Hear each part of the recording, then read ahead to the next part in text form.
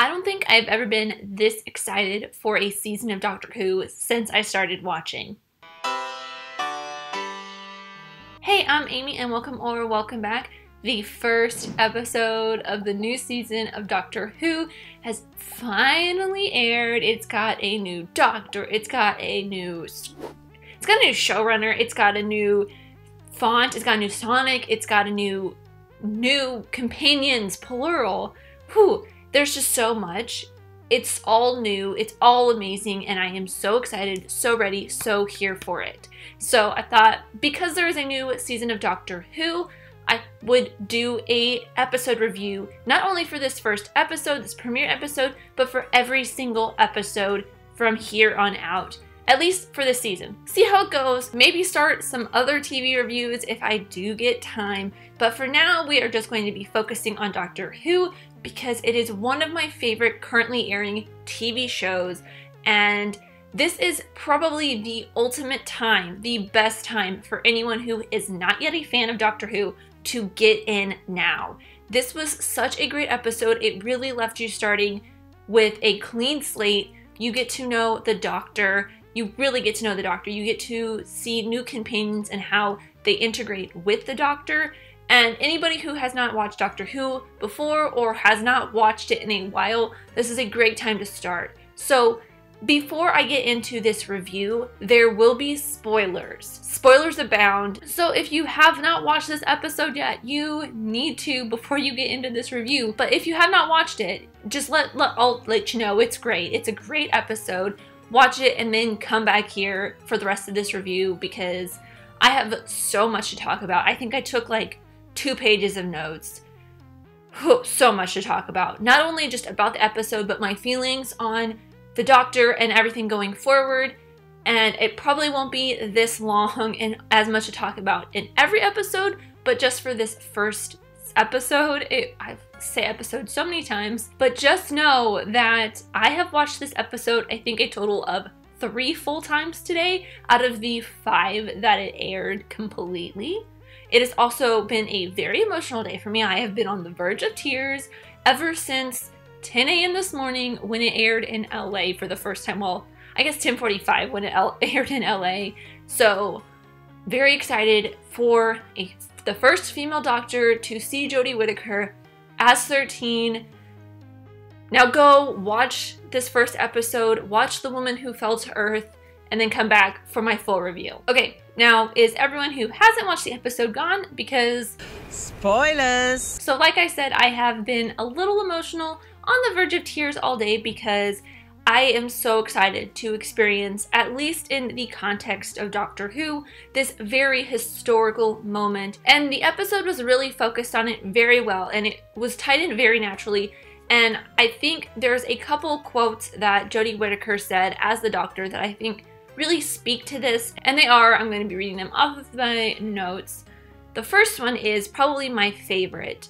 The echoes of who I was, but a call to be who I am, when she's talking about her regeneration to Grace and Graham, kind of explaining how she feels about going through the regeneration when she's talking a little bit about what's happening inside of her and what's happening in her head. It's just all the echoes of the old Doctors are really calling out to her, reaching out to her, trying to pull her or reminding her of who she was, but the cells and everything, the voices in her head are kind of molding her to who she should be becoming. And then the second one that she says when she's talking to Tim Shaw, we are all capable of the most incredible change. We can evolve while still staying true to who we are. We can honor who we've been and choose who we want to be next.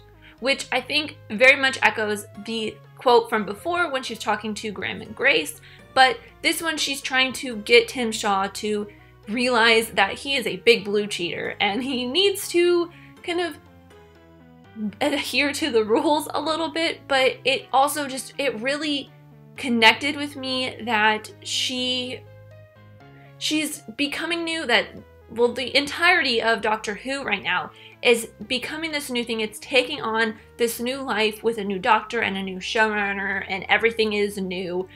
It's just so amazing. And along with the new Doctor and everything else, we also get 3 new companions, And I love the introductions to them, as we always get really great introductions to the characters who are going to be the Doctor's companions. And with those introductions, we also kind of get a little bit of an idea of why these characters are going to be going on adventures with the Doctor or sticking with the Doctor once, like most companions, they are thrown into situations with the Doctor. The first one we meet right off the bat, you hear his voice and then you see him in a little YouTube video, is Ryan. To me, he is very much a believer in life out there and things like that, but that's not really the point. It's more of the point that he is contrasted to his step-grandfather Graham, who we meet secondly with Ryan's nan, Grace. But for Ryan, you really feel that the reason he is going to be with the Doctor is because he wants to prove that he can do more and be more, that he's a really smart guy, and he is more than just his coordination disorder. He wants to prove it not only to the world, but also to himself. And then there's Graham, who is very much a skeptic. He is a stick in the mud. And I think the reason that he will continue his journey with the Doctor is maybe because he wants to get a little bit more of a connection with Ryan, because Ryan definitely connects to the Doctor. But between the two of them, after what happens to Grace, which I will talk about in a second, they want the Doctor to kind of fulfill or fill in what Grace was to them. And Grace was probably my favorite character in this episode. She embodies what the Doctor is. Just, she wants to help people. That's her, just her thing in life is helping people.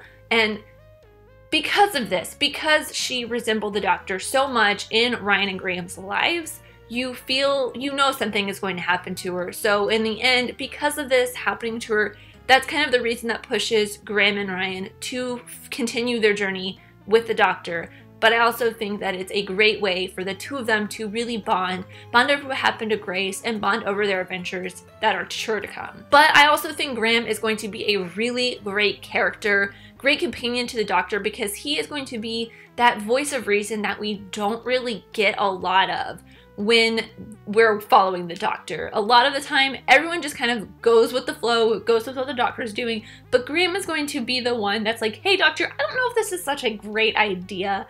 This kind of seems a little bit crazy, but we'll probably eventually end up going with it because, you know, you can't really help but follow the Doctor because usually they know what they're doing. But I love the fact that Graham will just kind of be this little voice of reason, the audience's like inner monologue when they're watching this. And then finally there is Jazz, who is such a great character. She is so strong, so empowered, but she does not feel like she is really getting the most out of her life. She knows that she's capable of more things, but she's not really given that opportunity at work, so she wants to kind of prove herself, and going on the adventures with the Doctor will definitely prove her worth, not only to herself, because she already knows deep in the inside, because she is so confident and she's just so able-bodied, so able-minded. She knows that in herself, in her heart of hearts, that she is able to do all the things that she wants to do, but she needs to prove to her colleagues and to her boss that she can actually do this stuff. So going with the Doctor will prove that mostly to herself, but maybe in the future to her boss. And of course, you can't talk about an episode of Doctor Who without talking about the alien or the creature or whatever the Doctor gets to battle that day. Not necessarily battle with guns and knives, because we all know the Doctor is not a fan of violence, but battle with wit, I guess you can say, because the Doctor usually tries to stay away from anything and everything weapon related. And we get to experience Tim Shaw. Oh, good old Tim Shaw. He is probably the creepiest looking creature that I have ever seen on Doctor Who. And this is at least for the new Who. I have not really watched any of the original Who, so I don't know about any of the aliens that the Doctor's encountered then, but this is probably on the very top of the list of some of the just grossest and creepiest looking things that the Doctor has ever encountered. But with that said, I would still really like to see a little bit more of the Strinza rays later on in this season. Maybe when the Doctor goes and saves Asha from the stasis that she's in. Maybe. I don't know if that would happen, but I think it would be kind of a cool thing to see a little bit more of this race, because maybe they go and collect beings from other planets, or maybe they just do humans, who knows.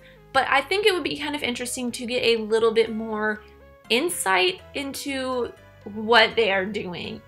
I just think it'd be a fun, interesting kind of thing. I know we don't often get a lot of repeats in any of the aliens that the Doctor encounters in one-off episodes, except for like Cybermen and Daleks. We did get the Ood a lot in Tennant's run, but you don't know. We did get the Silence a lot too.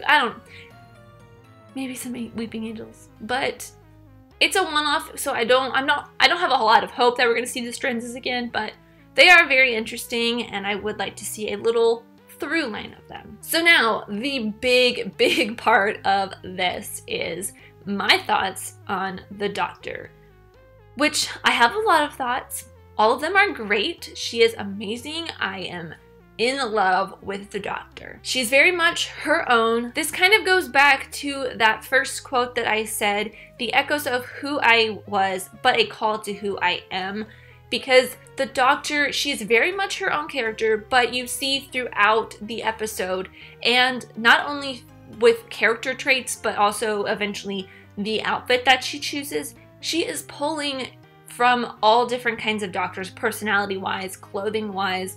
I'm not going to break down her outfit because we've all done that already, seeing the pictures a while back, but through her personality, you get the feel, at least to me, of a lot of the New Who, and mostly from 10 and 11, because those are probably two of my favorites, so I really connected with those parts that she was kind of pulling from. So as I go through some of these little bits and pieces throughout the episode, I will kind of mention where I think she falls on personality-wise, combining with some of the previous Doctors. So first off, I want to talk about is her regeneration, the memory loss. It happens to pretty much every single Doctor. Some of it's more extreme, like with Capaldi, he pretty much basically forgot everything. But there's other things like with 11, he was just so hungry and he was trying to figure out food and stuff. So little Amy Pond was giving him all different kinds of food until he found a food he liked, which was fish fingers and custard. And with this one, she was really trying to figure out her senses and trying to remember words, like common words like tongue and her name, things like that. And I thought that really was comparable to what happened with 11. Like with every Doctor, she is always ready to spring into action, which is one of the reasons why I love the Doctor. She knows in her heart of hearts who she really is and what she really needs to do, even if she can't remember her name. And then Jodie Whittaker as the Doctor she's just so brilliant. I am so excited that she was the one chosen. I haven't seen her in anything really, but a lot of people have been telling me that she is great in Broadchurch, which is something that I've been meaning to watch, especially since David Tennant is in it, but also Attack the Block, which I have also been meaning to watch since John Boyega is in that. I just haven't had a chance to watch either of them. Trust me, I am working on it, especially since Broadchurch is on Netflix and Jodie Whittaker is in it. So I will be watching those soon, trust me. But she's a very fast talker and she's very witty, which I associate a lot with David Tennant's run as the 10th Doctor. He was a very fast talker and he would just spit rapid fire jokes, very great comedic timing.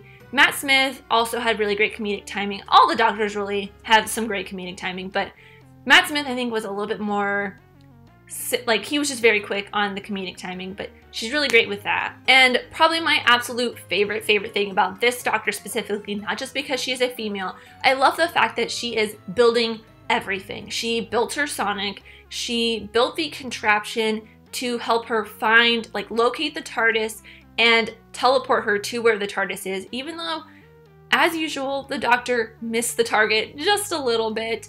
But I really hope that her building things is a very integral part to her character throughout her run as the Doctor, because I feel like that's just, it's something very unique. The Doctor doesn't usually build a whole lot of stuff all the time. You see it in a couple episodes here and there, but if she is building a lot of what she's going to be using, I think that's really great. It just shows how smart she is and how capable she is. Even though she's the same old doctor, it's a little bit cool to have this tactile little bit within there. Couple things I'm going to run through for this. Some things I'm looking forward to for this season is seeing inside of the new TARDIS, because we didn't get any TARDIS in this. Kind of sad. I'm also very much looking forward to seeing the new intro, which I hopefully we should see both of those by the next episode, because we didn't get the new intro in this either.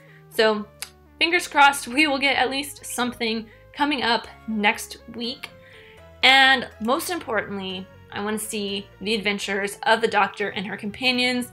I feel like they are going to get up to some really interesting things, because now there are 4 people aboard the TARDIS instead of the usual 2 and sometimes 3. And some predictions for this season. I have a feeling that they're going to be building a lot on the relationship between Ryan and Graham, making them a little bit closer, especially after what happened with Grace, like I mentioned previously.